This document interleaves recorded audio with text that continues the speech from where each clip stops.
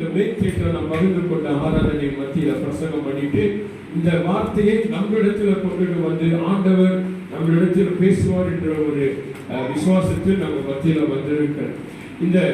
ஏன் இந்த வசனத்தை நான் தேர்ந்தெடுத்தேன் என்று சொன்னால் மிகவும் முக்கியம். இந்த கீழ்ப்படிதல், ஆண்டவர் சொல்ற வார்த்தை அப்படியே கேட்டு நம்பி வரும்போது ஆண்டவர் எப்படியாக ஆசீர்வாதத்தை தந்தார், ஆண்டவர் எப்படியாக வழி நடத்தினார் என்று சொல்லி இந்த நாளில் நம்ம பார்க்க போகிறோம்.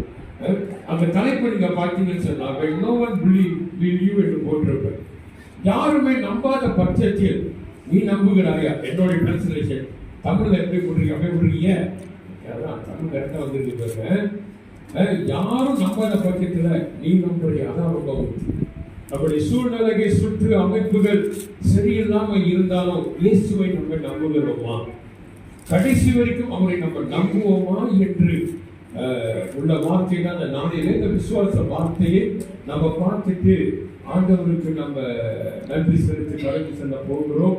ஆராதனைக்கு பிறகு நம்மளுக்கு பிரேக்ஃபாஸ்ட்